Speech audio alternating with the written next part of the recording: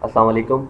Welcome to all of you in this first video of week number 4, and the topic of this week presentation is the neutron logging. Most of the content of this presentation has been taken from the chapter number 10 of your textbook.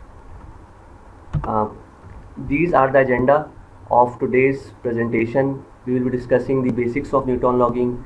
We will be estimating porosity from neutron logs. We will be applying some lithology correction on the porosity value of a given lithology. We will be seeing the density neutron cross plot and its uses, and we will be studying the neutron porosity responses in clay, in shale, and in the source rock. Let's start today's presentation. Neutron log is another porosity log. Basically, we have seen that there are three types of porosity log: the density log, neutron porosity log, and the sonic log. So neutron log is another porosity log, and its principal use is basically to estimate porosity.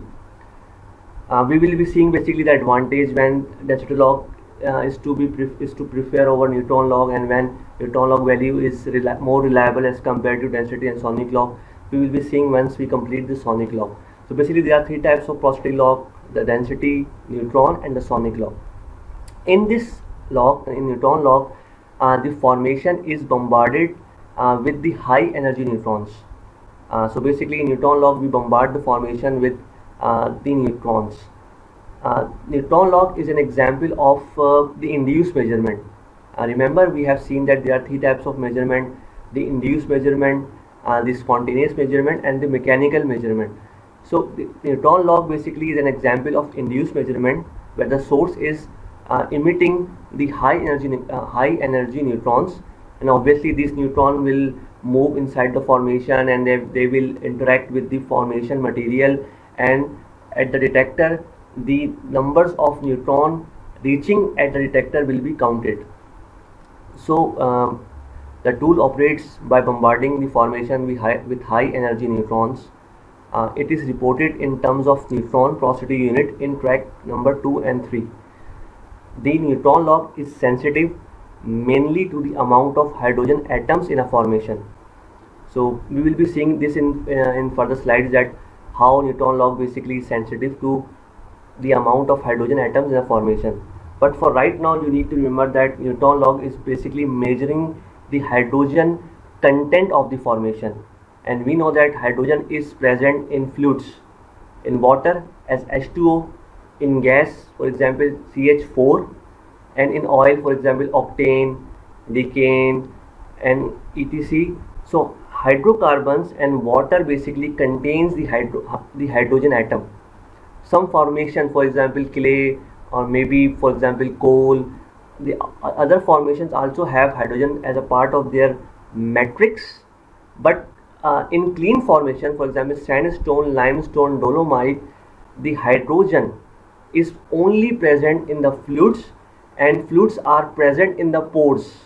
So because of this philosophy that hydrogen is part of the fluid and fluids are present in the pores, so in neutron logging basically we are measuring the hydrogen content.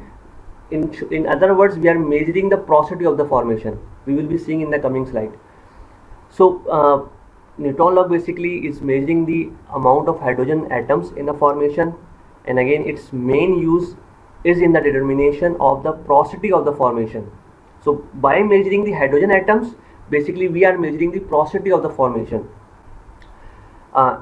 The neutron logs, basically when we bombard the formation with neutron logs, obviously it will collide with the material of the formation, and again it will have scattering, and because of that scattering neutron will lose energy, and either they will absorb by the formation, and when this low energy neutrons are absorbed by the formation, high energy gamma rays are emitted by the formation.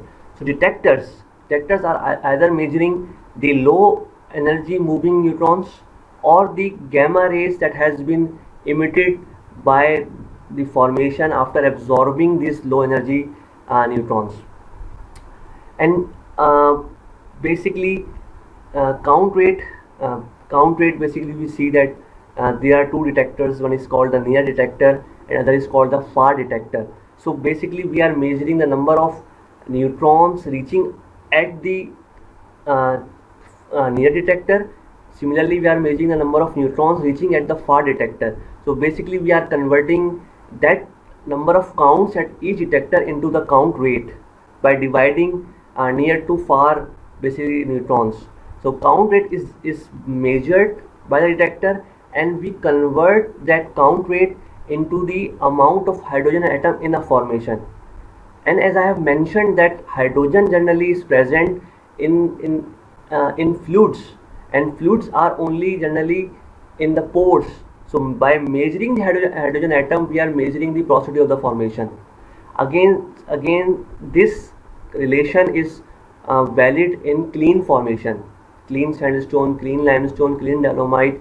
These clean formation does not have any hydrogen as part of their matrix. So only hydrogen in clean formation is in the pores. Basically, this is the CNL, the compensated neutron log. As we have seen in previous presentations, that the scale of the neutron log is from 45% to minus 15%. Again, remember that we will see that why it does not start from 0. So it basically the scale is from 45% to minus 15%, which means 0% will be in between, and it is plotted on a linear scale, either on track number 2 and 3, or if we have the resistivity log as on track number 2. So when we have resistivity log in track number 2, the neutron log will be plotted on track number 3, but generally the neutron log is plotted on track number 2 and 3 completely. Basically these are the responses. On first track, basically we have caliper log, bit size and gamma ray log, and we have seen all these log in previous presentation. So as you can see, at some zone the neutron porosity is higher, at some zone neutron porosity is lower, and so on. But remember that the scale is maximum on the left side in CNL. So 45%, which is the maximum value of CNL in this log, is maximum on left side, and minus 15%, which is the minimum value, is on the right side. So this is the only log which we have studied till now, where basically the highest value is on the left side and lower value is on the right side. And I hope that you can read the value of any zone at a given depth. We have seen that basically you need to find out the minimum and the maximum value first, and find out the difference between the minimum and maximum. So in this case, 45 minus 15 will be 60. So 60 basically is the difference between the minimum and the maximum value, and you need to make small boxes. So in this log, basically small boxes are made for you. So you need to basically count the number of boxes: 1, 2, 3, 4, 5, 6, 7, 8, 9, 10. There are 10 small boxes. So 60, which is the difference between the two values, divided by the number of small boxes, which is 10. So 60 divided by 10 is equal to 6. So one small box basically is showing the variation of 6 neutron porosity value.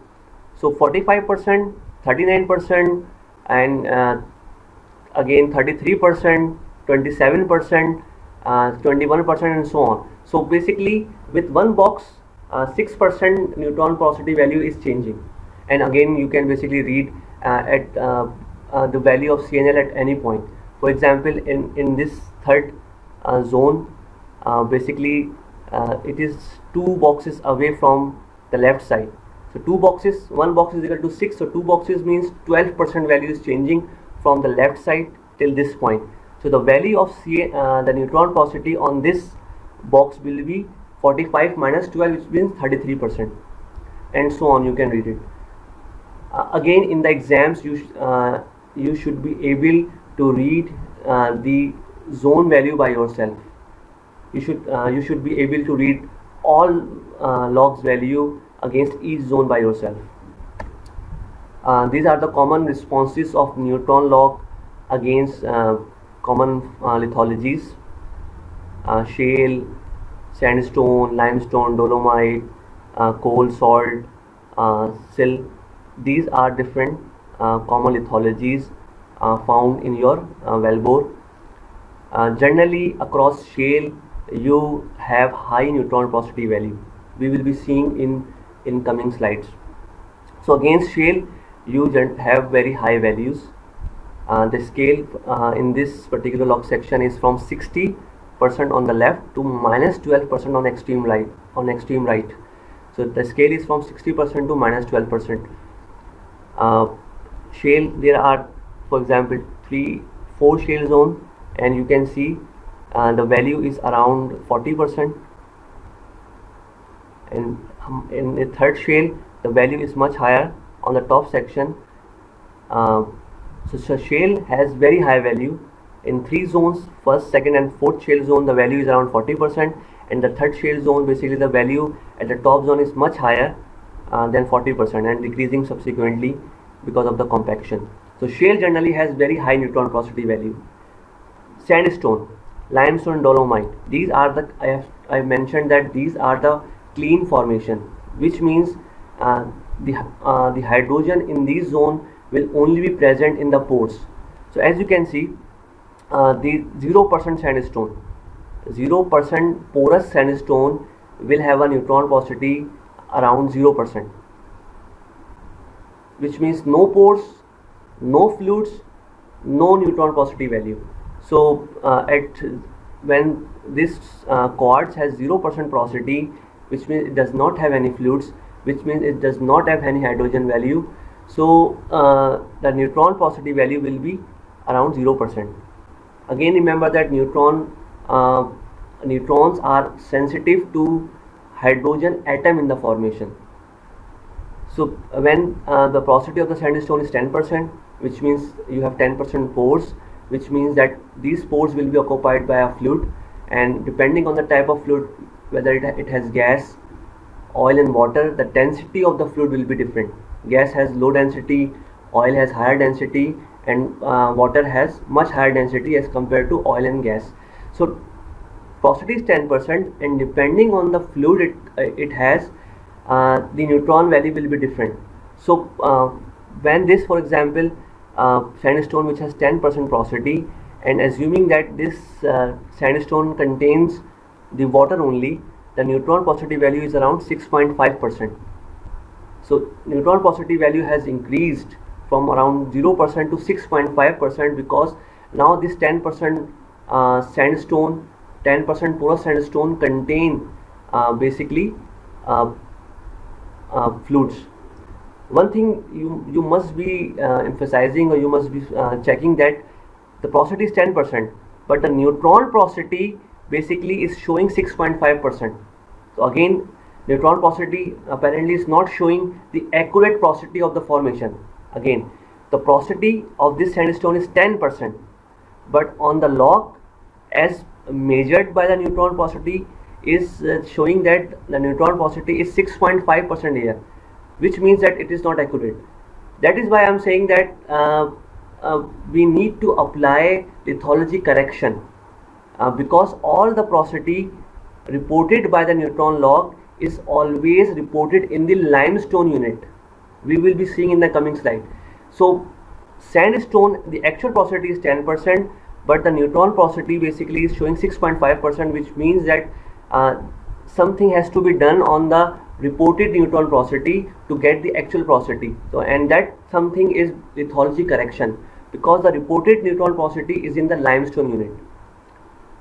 For limestone, you can see when you have 0% porosity, the neutron porosity is showing the exactly 0% porosity, and when the limestone is 10% porous, the neutron porosity is also showing that the porosity is 10%.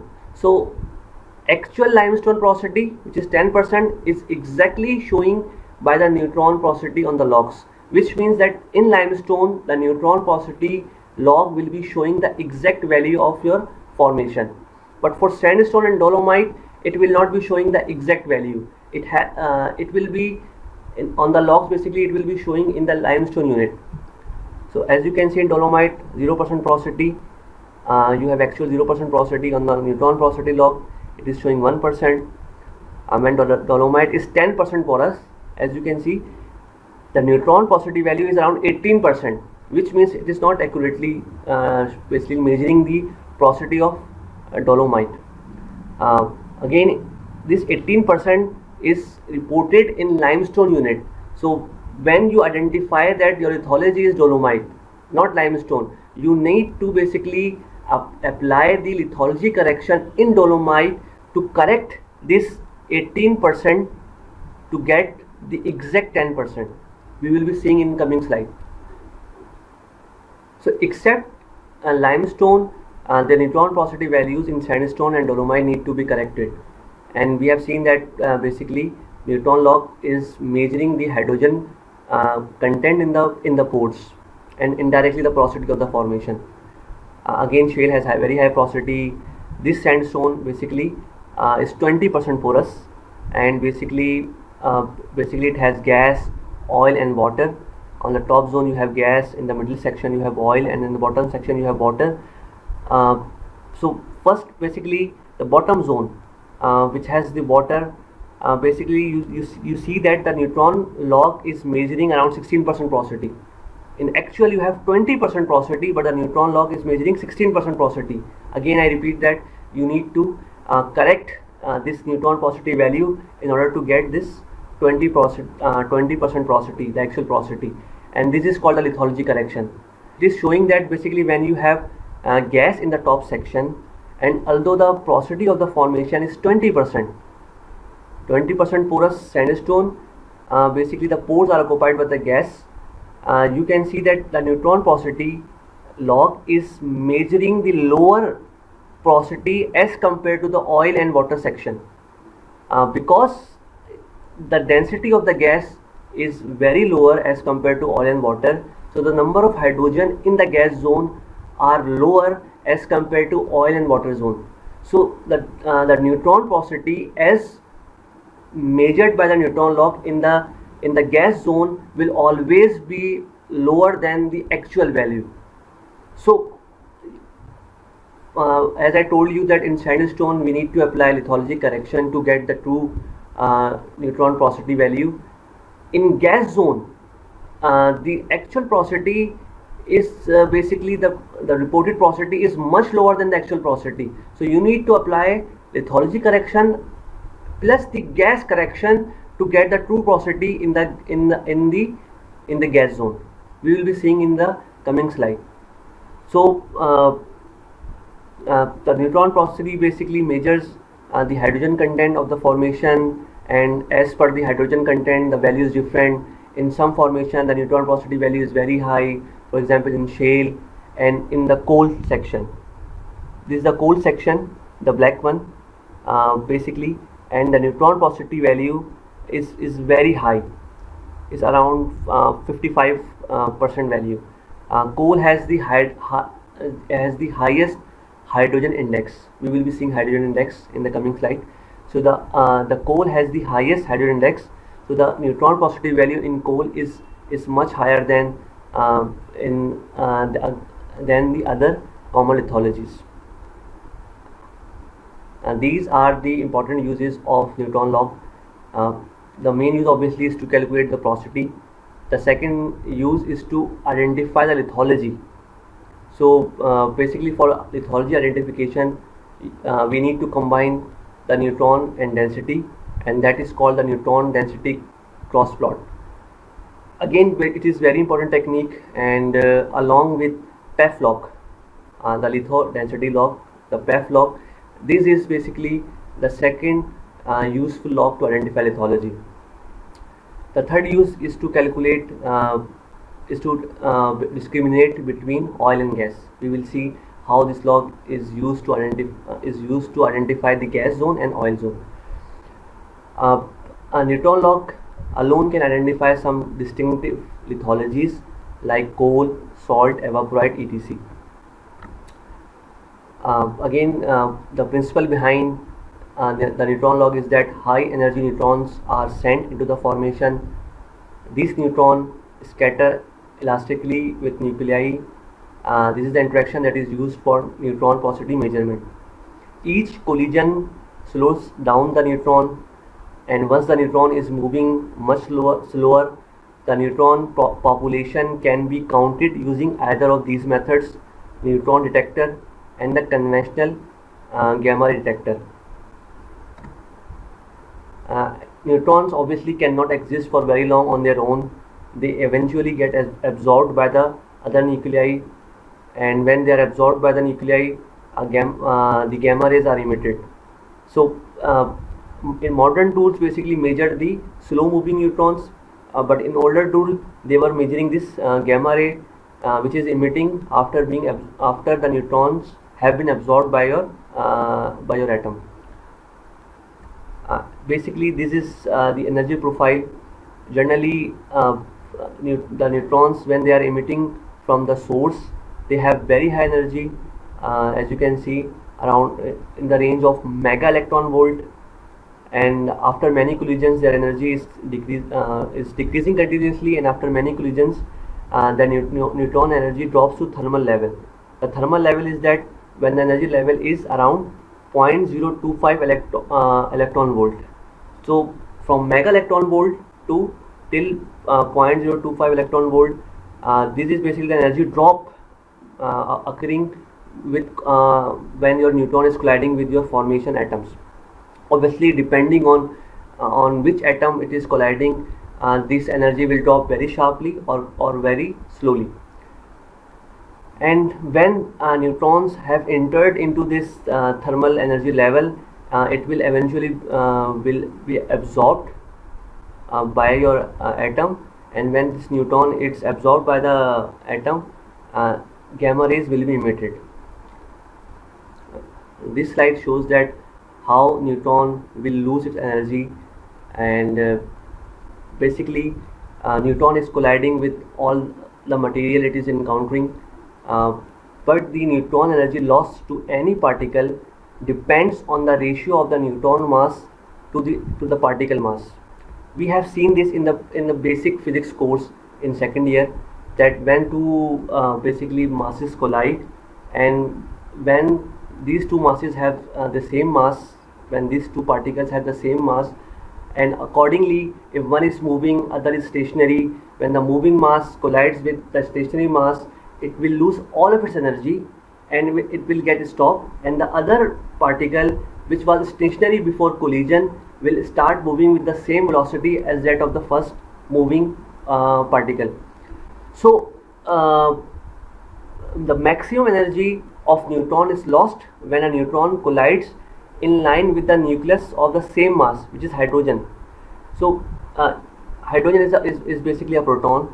So in the image, the neutron could lose all its energy. So when neutron collides with the hydrogen atom, it will lose all its energy and it will get static, and this hydrogen will start moving. All of its energy will be taken by the hydrogen atom. But on the other hand, when this neutron is colliding with a very large atom which has many neutrons and protons and electrons, so it is possible that when neutron collides with this mass, which is the atom, it will basically return back with the initial kinetic energy. So when basically the mass of the other atom is very high as compared to the neutron will not lose its energy. So basically this principle is used in the neutron logging to basically measure the hydrogen atom, that if the neutron in a given formation has lose its energy very quickly, which means that that particular formation has very high concentration of hydrogen. On the other hand, when the neutron basically are not losing its energy very quickly, which means that that particular formation does not have large number of hydrogens. So this slide also explains the same phenomena, that for example you have two formation, one has low hydrogen concentration and the other formation has a very high hydrogen concentration. So when you have high hydrogen concentration, the neutron will not travel far in this formation, basically it will lose its energy very quickly and will ultimately get absorbed by your atom. And when the same formation if has low hydrogen index, the neutron will not lose its energy very quickly and will travel very far and will absorb at the later stage. Since hydrogen is most abundant in porous water hydrocarbons, slowing down rate is a function of porosity. As I mentioned in the previous slide that basically by measuring the hydrogen index you are measuring the porosity of the formation. So this is basically again showing that in high hydrogen concentration the neutron will slow very quickly, and not many neutrons will reach to your far detector. But in low hydrogen concentration a lot of neutrons will reach to your far detector because the formation does not have any high hydrogen concentration. The same case is applicable when you have gas in the formation. Gas has low density. Low density means the gas has low hydrogen concentration as compared to the zone which has either oil or water. Oil and water has much higher densities as compared to the gas zone. So when you have oil or water in the zone, which means you have high hydrogen concentration, in that case also less number of neutrons will reach to your far detectors because they will lose their energy very quickly and will ultimately get absorbed in the formation. In oil and water case you will measure high neutron porosity as compared to the in the gas zone. In gas zone apparently you will see low neutron porosity, but you need to keep in mind that formation has a particular porosity. Formation porosity is independent of the fluid it has. Porosity is a geological property, is not the fluid property. So porosity of the formation is independent of the fluid content. Since we are utilizing the hydrogen in the fluids to identify porosity, so when you have gas in the formation, we are basically assuming that when you have gas, basically we are measuring low neutron porosity, which is obviously is wrong.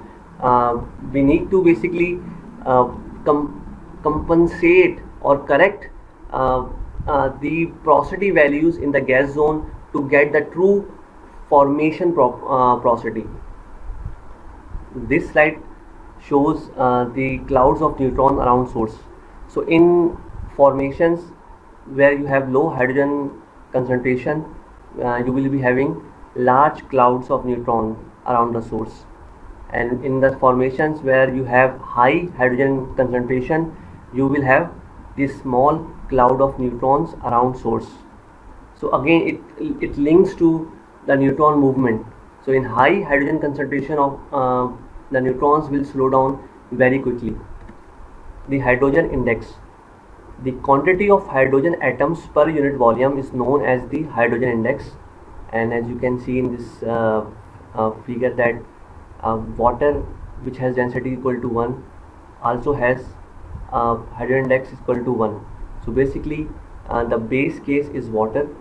So per unit the quantity of hydrogen atoms in per unit volume in water is taken as hydrogen index equal to 1.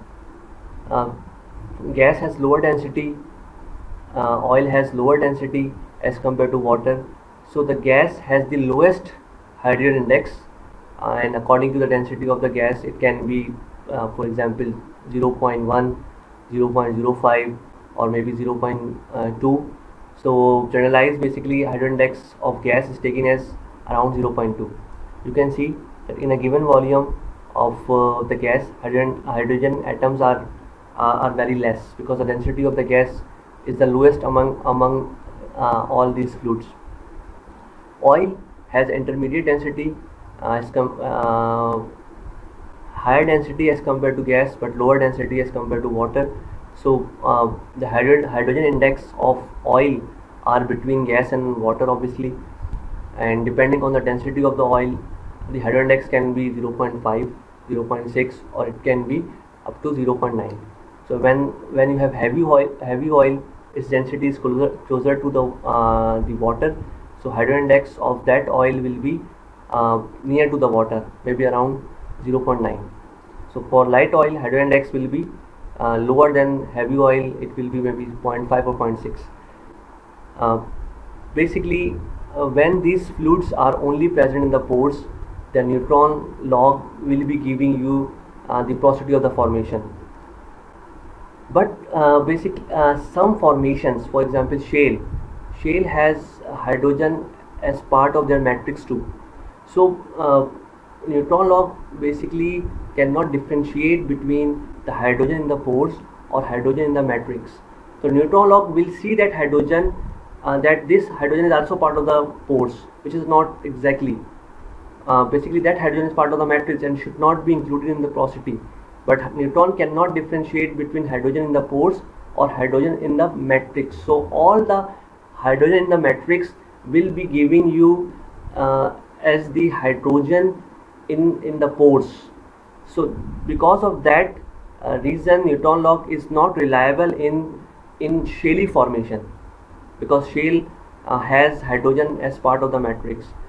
So whenever you have shaly sandstone, neutron log value is not reliable.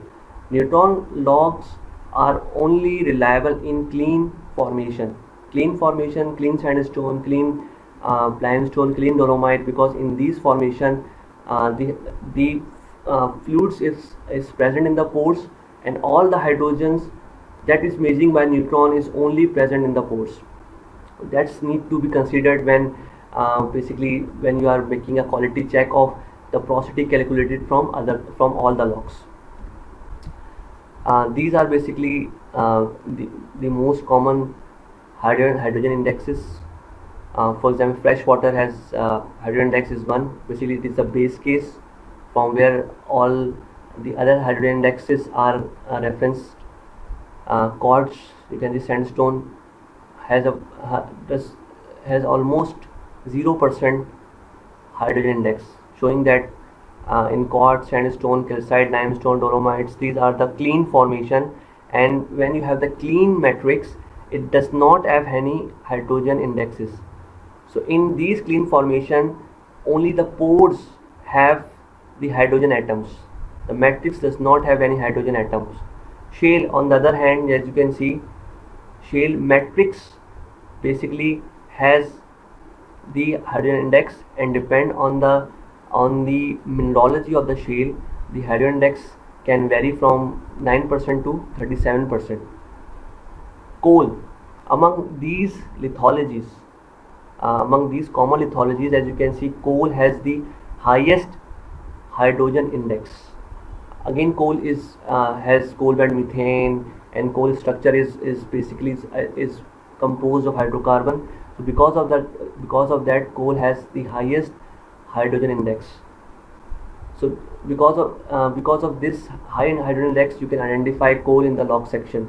So whenever you experience the high neutron porosity value, so against the high neutron porosity value, and we have also seen that low density value against coal section. So when you have high neutron porosity value and low density value, it is most likely the coal zone.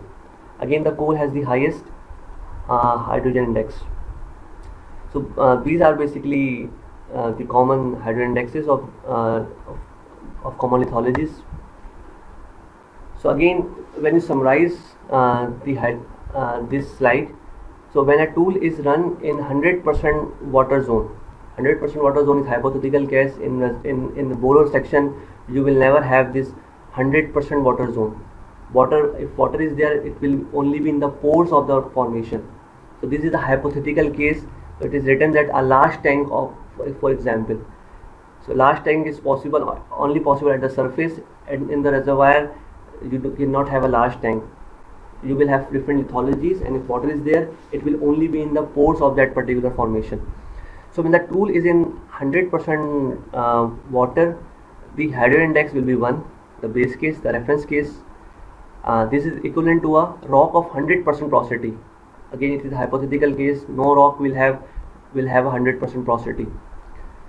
So when you have hydrogen index equal to 1, which means that particular rock has a porosity equal to 1. And when a tool is run in a pure limestone with 0% porosity, the hydrogen index will be 0. We have seen that in clean limestone you will have a 0 hydrogen index. So when a tool is run in a 0% porous limestone, the hydrogen index will be 0 because there are no hydrogen atoms in the solid matrix of limestone.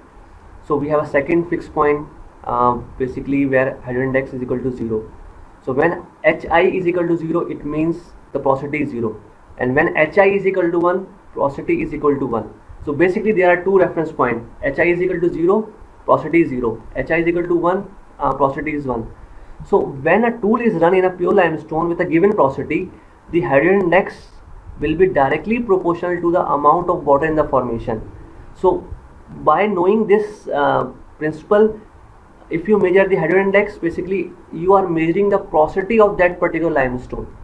So this is the principle behind using the Newton log, that by measuring the hydrogen index you are measuring the porosity of the formation, because in the clean limestone the only hydrogen it has in its pores. Basically this is the Newton tool. It has a source and two detectors. One is obviously the near detector, and the second one is the far detector. Source will be emitting high energy neutrons. These neutrons will be basically moving inside the formation and will be colliding all the material in the formation, and it will be losing its energy, and depending upon the hydrogen concentration of the formation, this cloud of neutrons will be very large or very small. We have seen in the previous slide, the cloud of neutrons depends on the hydrogen index of the formation. So the CNL, compensated Newton log of Schlumberger, it has two detectors. One is 15 inch from the source, and the second one is from 25 inch from the source. The detectors further from the source is larger to ensure that adequate count rates are observed. The tool readings are presented in limestone porosity unit. We have seen that whatever the porosity is reported on the logs, it is reported in limestone porosity unit, and you need to basically correct that porosity when you are working in sandstone and dolomite zone. So first you need to identify all the lithologies. So whenever you have sandstone dolomite, the neutron porosity value need to be corrected.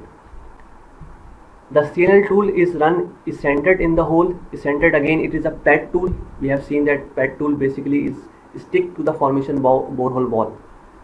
So the tool is eccentric in the hole by an arm which presses the tool against the side of the borehole. This is example. This is the arm basically which force this tool to stick to your formation borehole wall, and by doing so you are basically minimizing the effect of the mud in the borehole.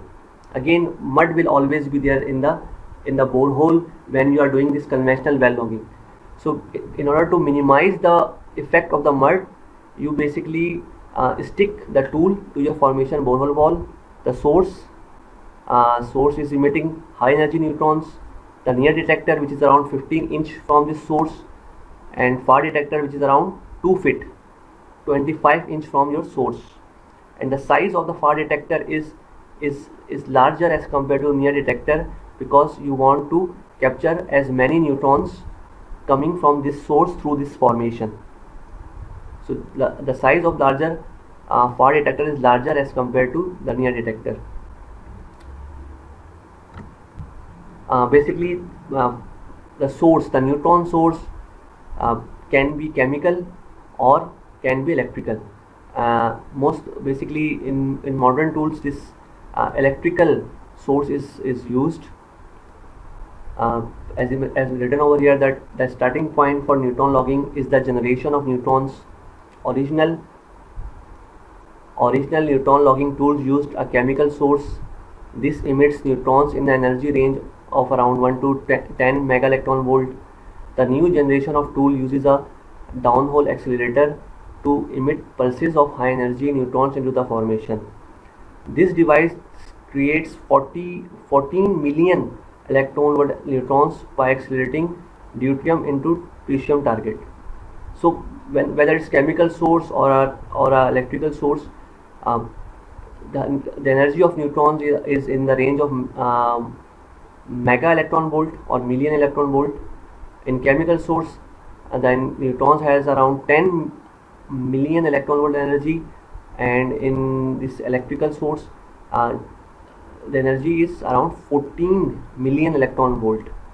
So high energy neutrons are emitted from the source, and in this minitron, the electrical source, basically you are combining the two isotopes of hydrogen, the deuterium and tritium together, and basically you can see that because of this chemical reaction, helium plus neutrons are formed, and these neutrons has very high energy.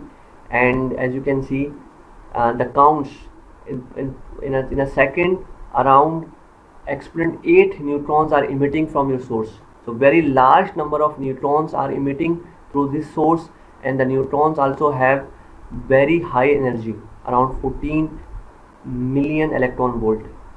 So a large number of neutrons with very high energy are being emitted by your source. For example, in this minitron, where basically you are basically combining deuterium and tritium. So this source, neutron source, is emitting very high energy neutrons. These are moving inside the formation and interacting with all the material they are encountering, whether it is sandstone, limestone, dolomite, or whatever it is. But we have seen that when these neutrons collide with hydrogen, whether hydrogen of the pores or hydrogen of the matrix, they will slow down very quickly. So in other words, these neutron basically will slow down very quickly when you have hydrogen in the formation. And in this example, basically two zones are shown. One is having high porosity, another is having low porosity. High porosity means high hydrogen index, and low porosity means low hydrogen index.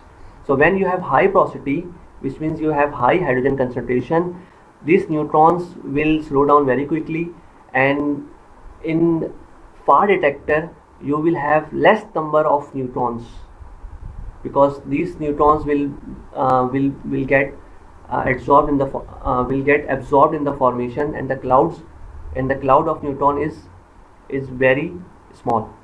On the other case, basically when the formation has low porosity, low hydrogen concentration, more large number of neutrons will reach to the far detector, and the cloud is larger.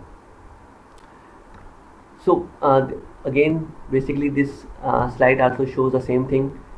This is the source which is emitting neutrons, and when you have high porosity, which means you have high hydrogen index, and when you have low porosity, you have low hydrogen index, number of neutrons reaching to the far detector are very low in case you have high porosity as compared to the case when you have low porosity. So number of neutrons reaching to the far detector are very high when you have low porosity.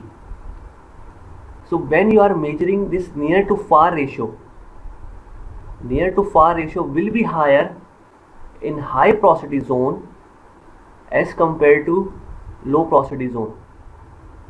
So number of near to far detector is basically the number of neutrons reached at the near detector divided by the number of neutrons reached at the far detector.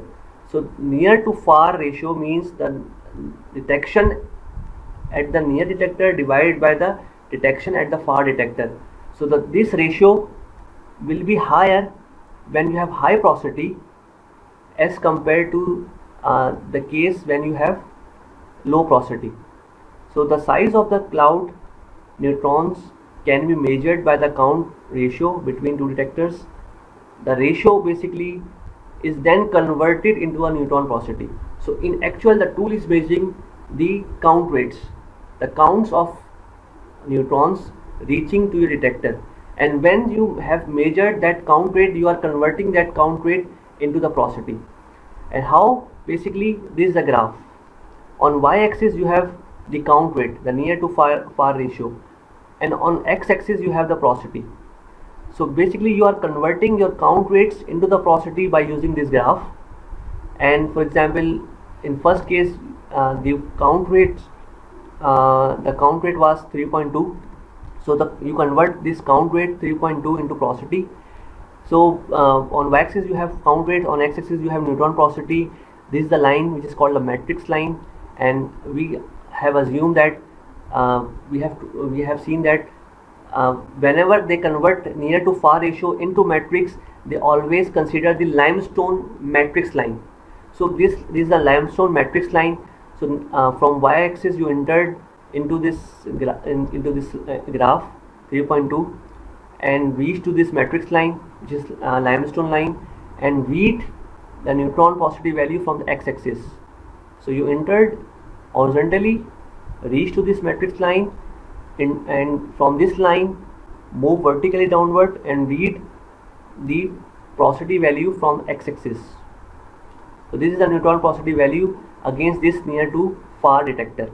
Similarly, when the near far detector was around 1.6, you entered from the y-axis, reached to this matrix line horizontally, and from this point you move vertically downward and read the neutron porosity value from x-axis, which is around 10%. So that's how basically you convert your near to far detection into porosity. That's all from my side for this first lecture of week number 4.